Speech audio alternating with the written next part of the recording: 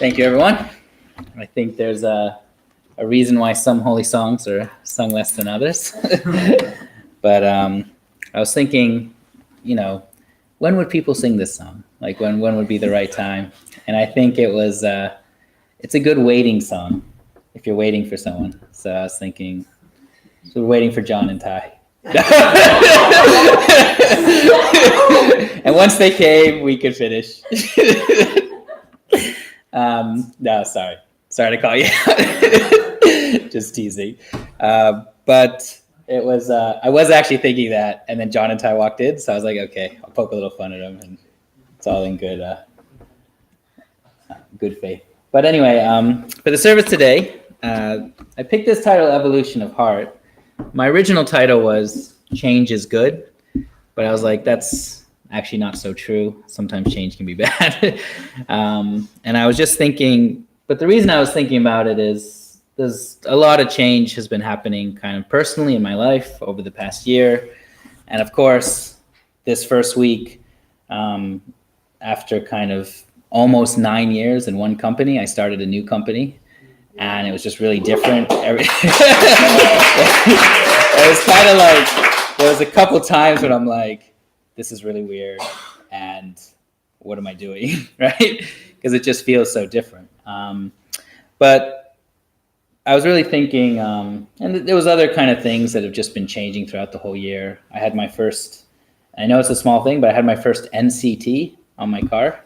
And it was just, so while I was there waiting to get my NCT, I was thinking about my parents, thinking about my parents' life. I think about that a lot, not just at the NCT place, but it's kind of in the context of things are kind of changing, and when they change, there's an adjustment, right? And so I was thinking of my parents' life a lot over the past year and kind of what makes them who they are, right? And that's kind of a thought that's been on my mind. I'm very grateful for my parents and the life they gave me and the lessons they taught me, and when I really think about what made them who they are, right? How did they, come to be the way they are, and how they kind of raised our family. And it was really such a different time for them in the church, right?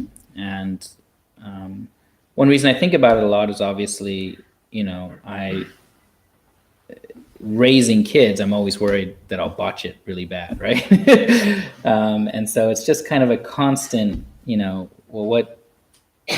what did my parents do that was good, and what did they do that maybe they could have done better? And we're obviously doing things, we're a different family, we do things very different from what my parents did.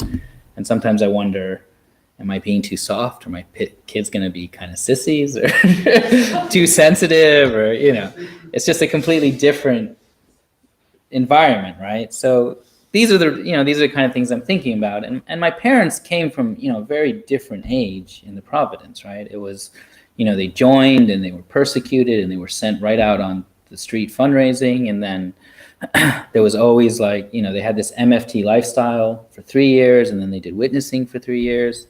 And then even while they were fundraising, there were constant rallies. So you had kind of the Washington Monument rally and the Yankee Stadium rally. I just remember one of my dad's kind of favorite stories was, he was leading one of the poster teams for the Yankee Stadium rally, right? And it was kind of a life-defining experience for him. Not to mention the many kind of years of MFT, and just all the kind of different things he did in his mission. Even things like pioneering, which are actually quite extreme in the modern age, where basically you get assigned a little town and then that's it, right? They might give you bus fare and you just kind of land and have to figure out what to do. You have to figure out a place to stay for the night, and then you have to figure out a way to kind of raise some funds, and then you kind of go from there, right? And try to build a foundation. So, those were, that was kind of the environment my parents kind of matured in, right? And built their faith in, even before they met each other. And then even as a blessed family, there was kind of a few years there where we were kind of somewhat normal, where we were like, my dad and mom were running a business together, and then we were kind of living in the same place and going to school. But that was about 10 years before I went off to Korea, and then my family moved into a house, and then 2 years later we ended up coming to Ireland, like just dropping everything and coming to Ireland. And there were kind of constant things like that. My mom went on a 40-day mission. My dad went on a 40-day mission. It was like when Father was really running the Providence, there was always something happening. And even now that Mother's running the Providence, there's always an event, right? There's always an event happening. There's things that are always happening that kind of make people have to kind of be mobilized and kind of change up their schedules and commit time and energy for the Providence.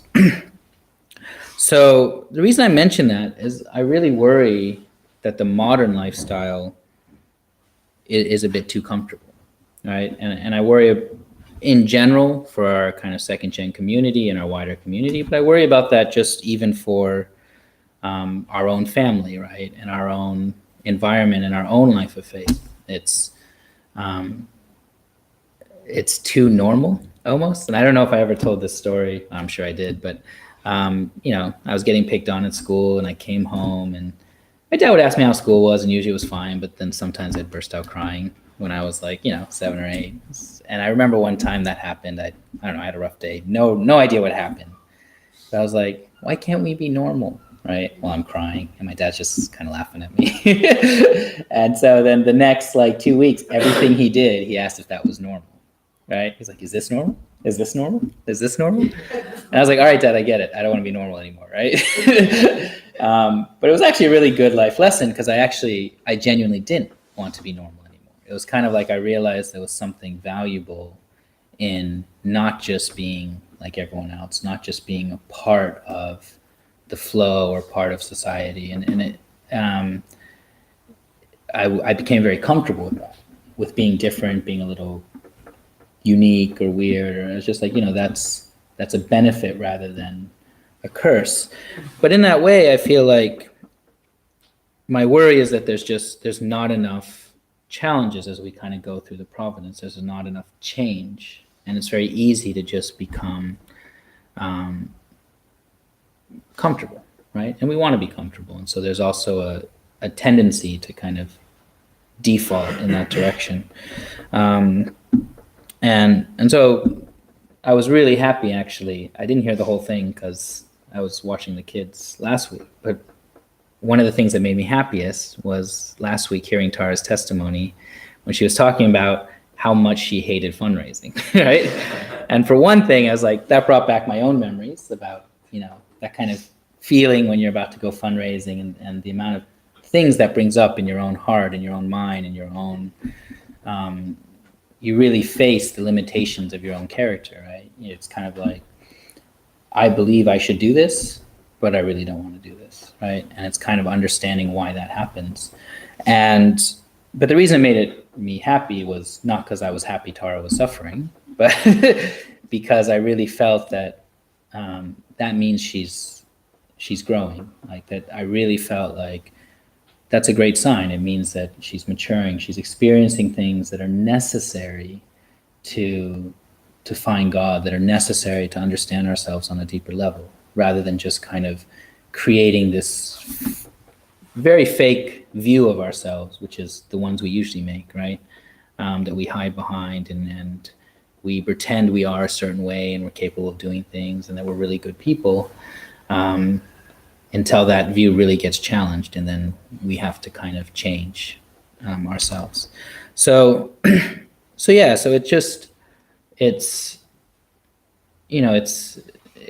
was inspiring to hear that she went through that, because it reminded me of when I went through that, but also I know then that there's growth happening, right?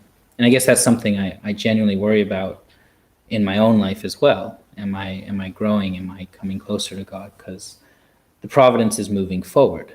And if we're not moving forward, we're actually going backwards, right? We feel like we're staying the same. We feel like everything's the same. It's just a habit. But what's actually happening is we're getting left behind, right?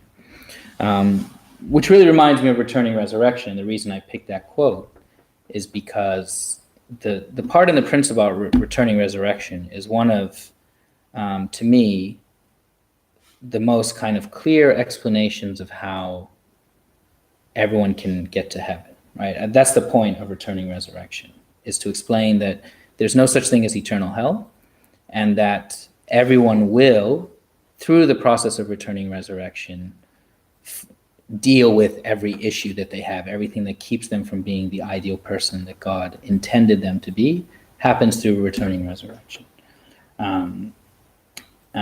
And so the other key being that it has to happen on earth, right? And that relationship between the physical world and the spirit world, why there has to be a physical world, why there has to be a spirit world.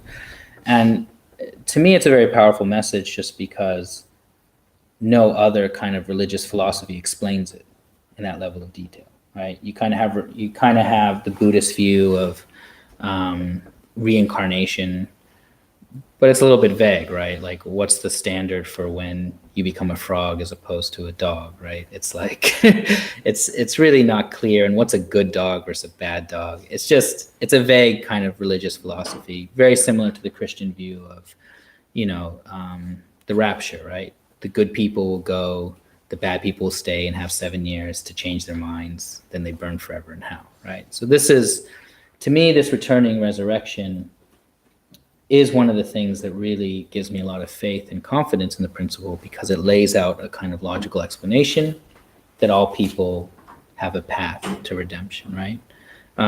But it also, that particular quote is very fascinating because it talks about people being at certain spheres, right? A certain level, and that they kind of hit a cap that's very difficult for them to break through.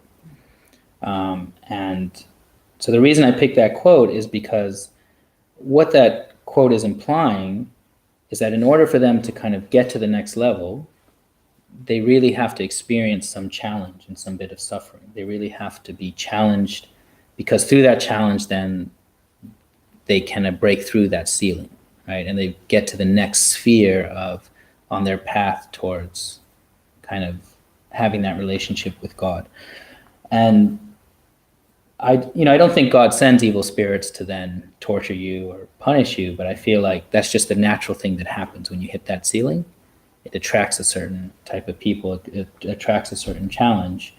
And then through overcoming it, through understanding it, through rising above it, then the people who are attacking you see that as an example. And I think that's how they change and learn, because they see, okay, that person didn't succumb to the challenge. They didn't fail. They grew out of it, or they rose above it. And it's just showing those spheres that it's possible. And then it forces, I think, a loop of self-reflection and questioning that then helps them grow, right? So that's kind of how I've always viewed returning resurrection, is that it works on kind of like people see a better example and realize through their conscience that that's an example to follow. But that really puts, that example though shows that without that challenge, without that friction, then there's not the growth, right? You can't break out of the sphere if it's just comfortable, if it's just you're in this sphere of influence and you're like, you know what, this is pretty good, I'll stay here, right? And I think, the instinct is to resist change. I think, we do want to be comfortable. We do want to have kind of our habits and our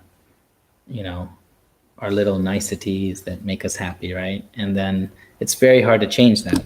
And I think a good example is, if we ever wanted to like change something in the Sunday service room, for example, like, what if I pick this up and move it over there, right? There's like a gut reaction to, don't do that, right?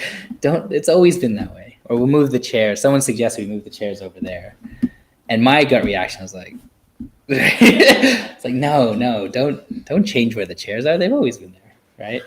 There has to be a really good reason for a change to happen. And I mention this because this is kind of our instinctive kind of reaction to change. It's, I read a very fascinating article in kind of the tech space where if people are changing, people always hate it when you change where the buttons are, like on a website or on your phone, or how the user interface works, right? They really hate it, right?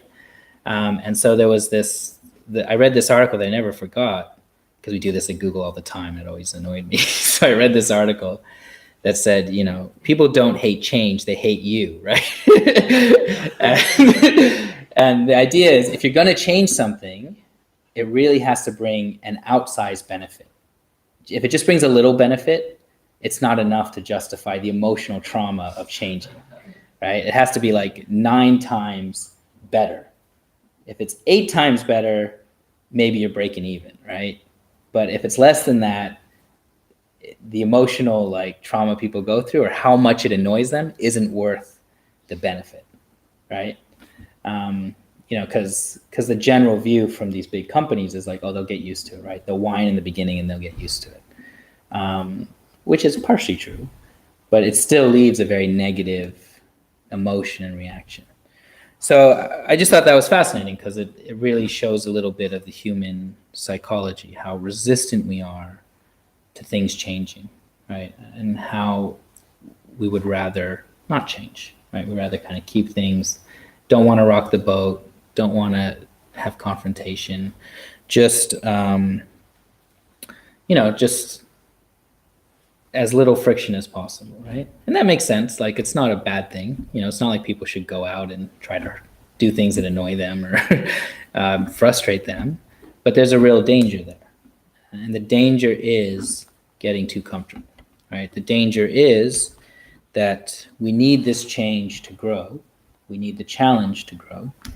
And we really need the challenge to evolve our hearts, right? In order to love on a deeper level, in order to be more loving people and more spiritual people, we need experiences that challenge us beyond what we've been able to do so far, right? And so, it's, again, this idea that the providence is actually moving in a direction. It's like a river, right? And if we're not moving with the river, then we're moving against the river, even if we're just trying to stand still. And so we're missing out, and we're hurting ourselves. So it's one of these things where what we kind of want, our default natural what we want, kind of goes against what we need, because it's the want to kind of be stable and not have to challenge ourselves against the need to do that, to evolve ourselves and to reach another sphere of love and a sphere of heart. So there was always this example always reminded me of fundraising or doing things like this. But I assume almost everyone's seen Harry Potter, the first movie, when he goes. So there's a scene where, there's like a magical world and a real world, right? So there's a scene that to get to the magical world, he has to run with his suitcase cart into a stone pillar, right? And he just saw his friends do it, right? But I always think that's a difficult thing to do, right? That is actually a pretty hard thing to do. It takes a lot of faith to run straight at a stone pillar and like not slow down, right? So I thought that was a great analogy for fundraising, actually, when I saw it, but for things in life that are like this, right? Because it takes us, what we really want's on the other side of the pillar, right? And that's what I mean by what we need is actually what we really want. But what we want in the short term is not to smash into a pillar, right? And so that's the strongest emotion that's in the front of us. And it really takes faith to kind of overcome that. It really takes an understanding and a commitment to push through this technically invisible barrier that looks really real to us. And so my real conclusion is I feel like as part of God's providence, if we really see God's providence as something that has to move forward, right? It has to move forward, because if it's not moving forward, then everything that's wrong with the world lasts longer, right? God's parental heart is to solve the suffering of the world as quickly as possible. So whenever the providence isn't moving forward, it means that more people are suffering for longer, right? And so, and I think this was this is the heart of father and mother that's very desperate and like, we have to do this now. We have to do this by 2020. We have to do this as soon as possible, because every day it doesn't get done, there's more war, there's more suffering, there's more needless pain, right? And every bit of that pain is something God feels, in that parental position. So I think, the main message I hope people can take away is that to see ourselves as part of this river of God's providence. And if we see ourselves that way, comfort is very dangerous, right? That comfort is something, if we should kind of routinely be looking to break out of, looking for opportunities to challenge ourselves and to do something that is beyond what we're comfortable doing, that will force us to grow, right?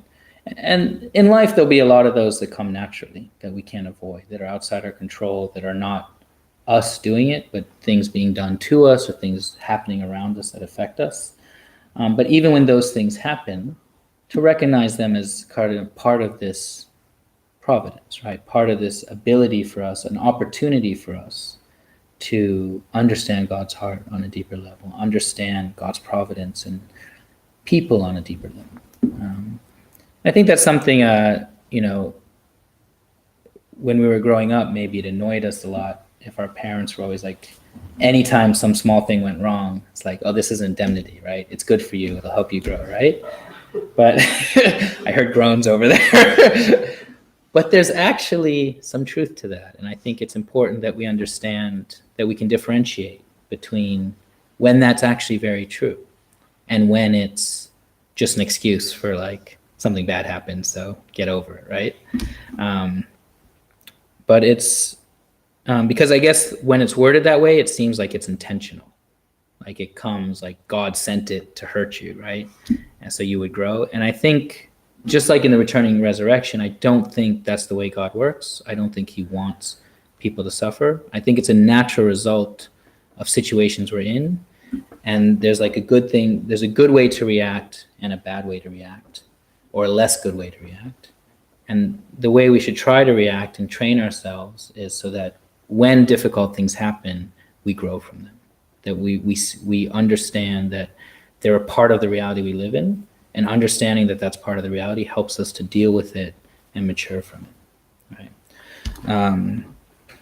So yeah, that I think is, and I think just this week is a good time for me to give this service, is that it's a little bit nervous for me being in a new company, right?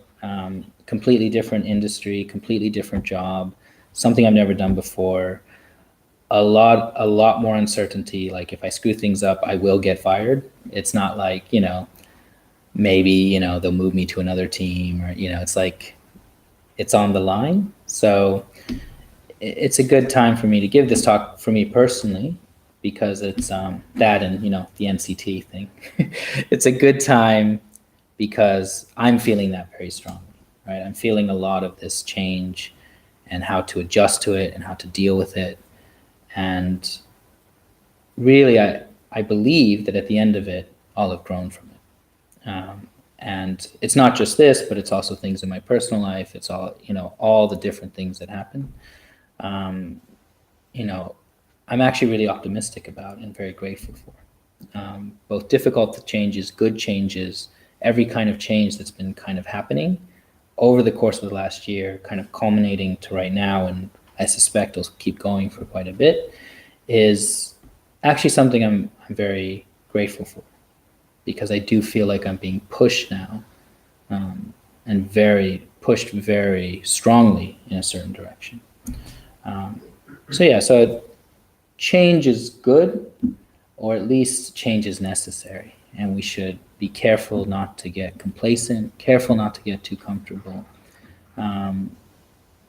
because God needs us. And I think that's the other part of this message, is it's not go out and do challenging things just for the sake of it, or it'll be good for you.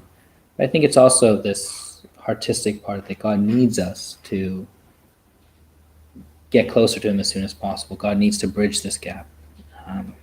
And we need to bridge that gap as fast as we can.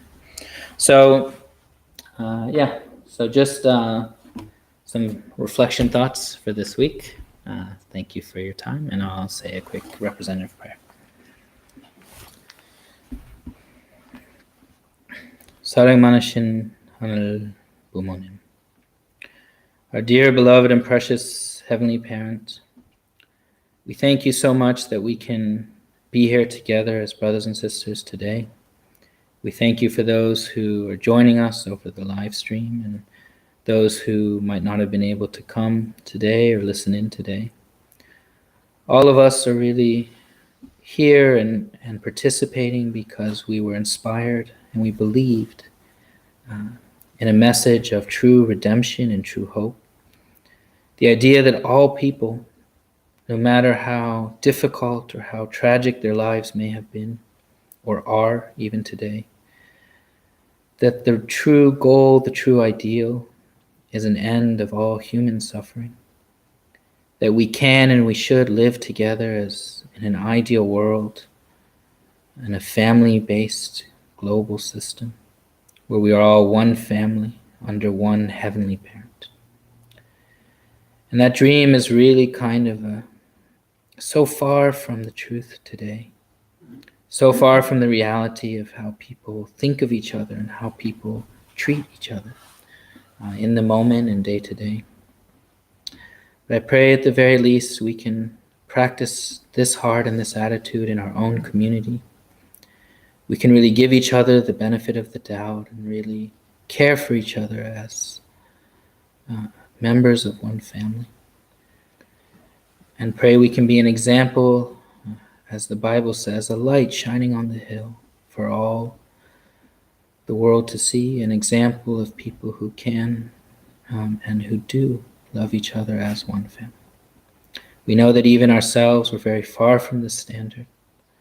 Pray each time we meet, each time we come together, we can build on the previous foundation, we can strengthen that goal. I just thank you for all that we have and all the blessings we have.